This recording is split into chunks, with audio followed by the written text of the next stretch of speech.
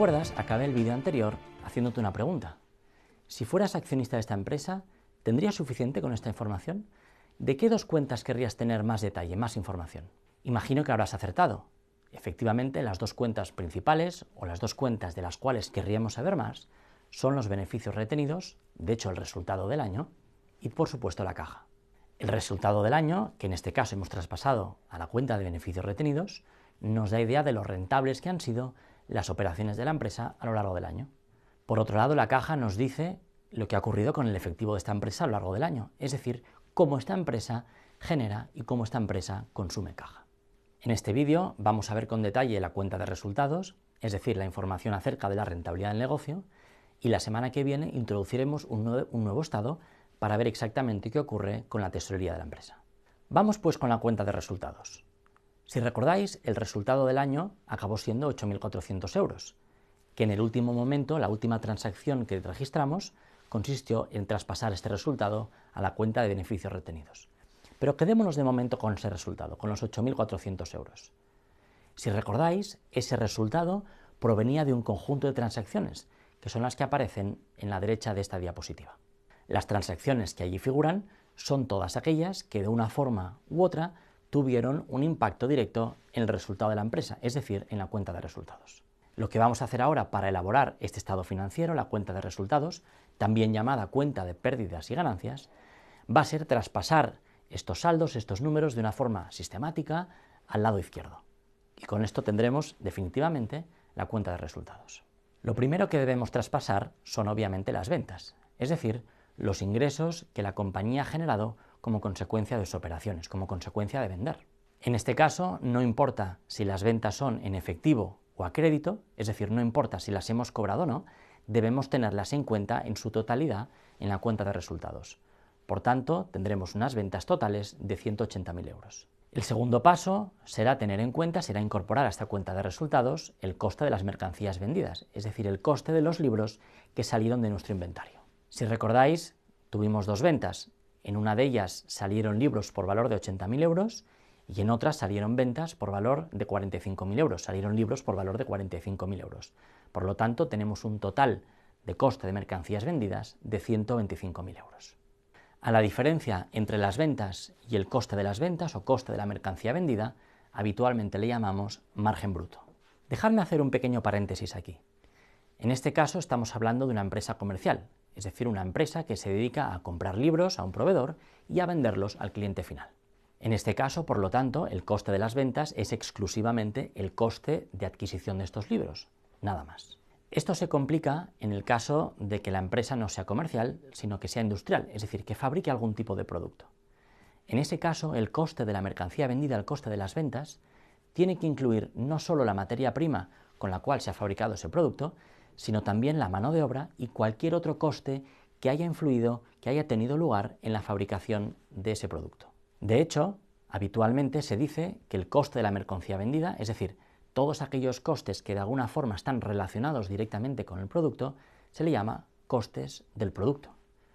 Mientras que todo el conjunto de gastos que veremos en un momento, que aparecen justo debajo del margen bruto, son gastos que no tienen necesariamente nada que ver o directamente nada que ver con el producto y les llamamos gastos del periodo.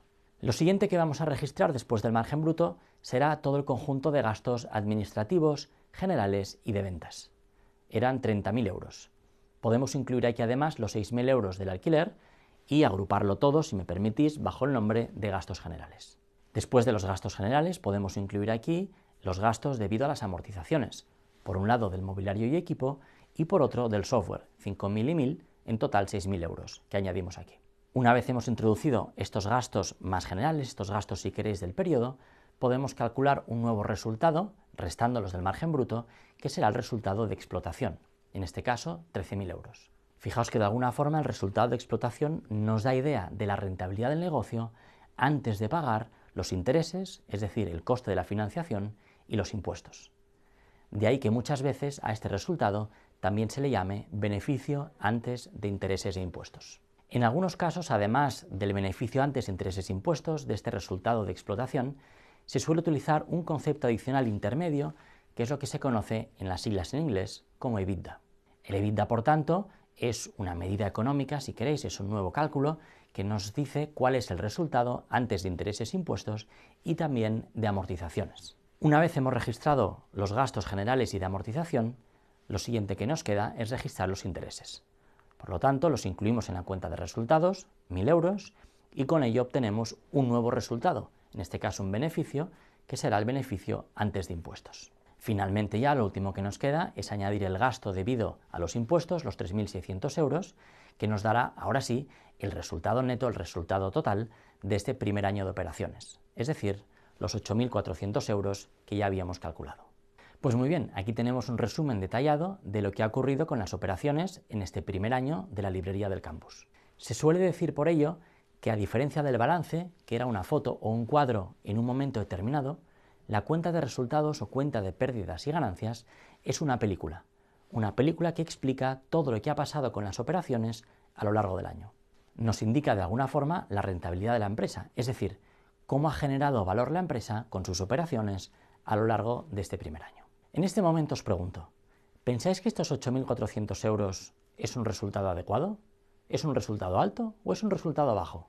Una forma de responder a esta pregunta podría ser calculando lo que se conoce como la rentabilidad sobre ventas, es decir, dividiendo el resultado final, el resultado neto, entre las ventas.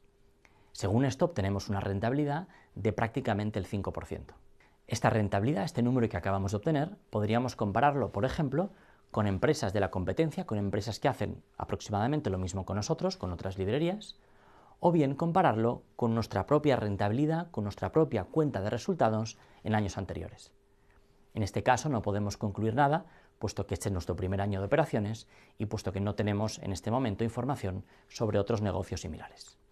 Otro ratio que podíamos calcular y que habitualmente calculan muchas empresas es lo que se denomina la rentabilidad financiera, es decir, dividir el resultado de este año entre el patrimonio neto.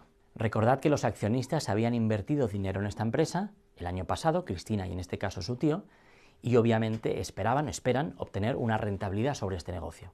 Pues muy bien, la rentabilidad que estos accionistas están obteniendo la podemos calcular de esta forma. Es decir, la rentabilidad que han obtenido después de un primer año de operaciones es próxima al 17%. Deberíamos preguntar a Cristina y a su tío si esta rentabilidad es aceptable o está de acuerdo con las expectativas que ellos tenían, seguramente comparado con otras posibles alternativas de inversión. En cualquier caso, no te preocupes mucho por el cálculo de estos ratios, que verás con muchísimo más detalle en el curso de finanzas operativas.